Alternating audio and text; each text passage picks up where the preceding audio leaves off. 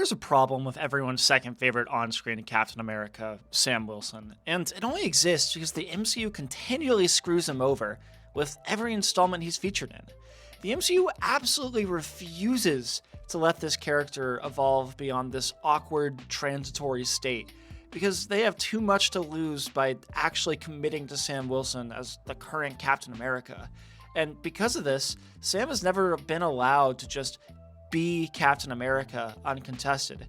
Sure, they say he's Captain America, but they never treat him like Captain America. He's always, and I do mean pretty much always, struggling to be accepted as Captain America while trying, and seemingly failing, to step out of Steve Rogers' shadow. To properly unpack the tragedy of Sam Wilson's character, we first need to start by briefly discussing the Falcon and the Winter Soldier. This show takes place 6 months after Sam inherits the shield and mantle of Captain America, and a huge theme of the show is Sam struggling against internal struggles, racial prejudice, and other obstacles keeping him from being accepted in-universe as the current Captain America, including the US government itself, with John Walker technically being the official state-sponsored Captain America for a brief stint. Over the course of the show, Sam overcomes these obstacles to become the new official Captain America. Yay! I can't wait to see how this new Captain America evolves and gets to face new exciting challenges, Charlie! But we don't see this new Captain America until 4 years later in Captain America Brave New World. And he doesn't get to face new challenges, only challenges that he's already faced and supposedly overcome. Stop me if this sounds familiar. This is an MCU project with central themes about Sam Wilson overcoming various in-universe obstacles like racial prejudice and living in Steve's shadow to officially become the new Captain America. Hell, the President of the US even says to Sam, bar for bar in this movie, that "You're not Steve Rogers."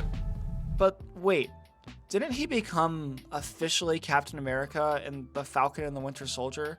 If he's officially Captain America now, why does he have to keep proving it over and over and over again? The answer to that is simple. It's because he didn't prove it. The MCU forces him to keep proving it over and over again without ever actually allowing Sam Wilson to move into the Captain America role.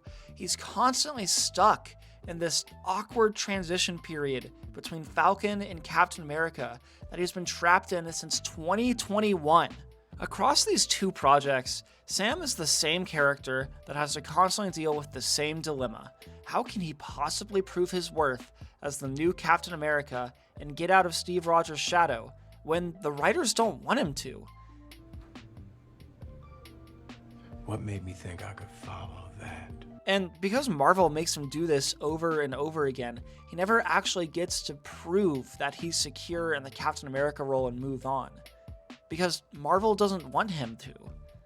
More on that in a second. And to add the cherry on top of the suck it Sam Wilson cake, the post-credit scene of Thunderbolts also belittles his role as the new Captain America. For those that don't know, the Thunderbolts end up getting stuck with the moniker the New Avengers because of various extenuating circumstances in that film. Historically, Captain America has occupied a significant leadership role for the Avengers, and Sam isn't even present on this new Avengers team. To make matters even worse, Sam wants to copyright the Avengers name, which only reads as insecurity and pettiness from Sam. I heard about Sam Wilson. He's a dumb, litigious man. Because Sam Wilson, and more importantly Marvel, are incredibly insecure in presenting this character as the new Captain America. And the main reason that the MCU flat out refuses to commit to making Sam Wilson uncontestedly Captain America is because they're scared.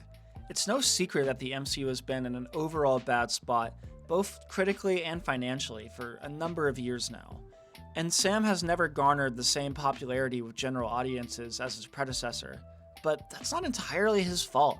Like I said, the MCU is scared to commit to this character, which is why all his on-screen stories are the exact same.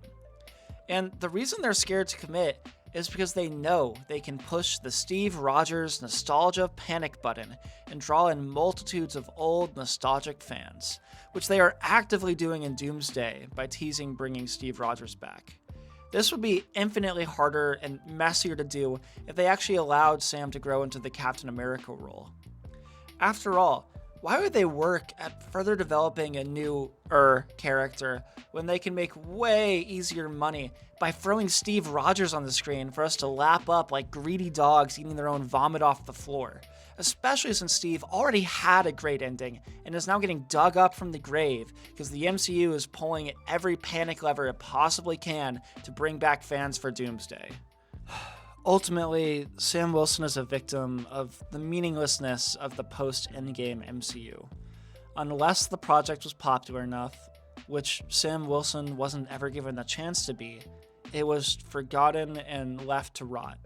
Just like Eternals, Shang-Chi, The Marvels, and a bunch of other Phase 4 movies no one else remembers.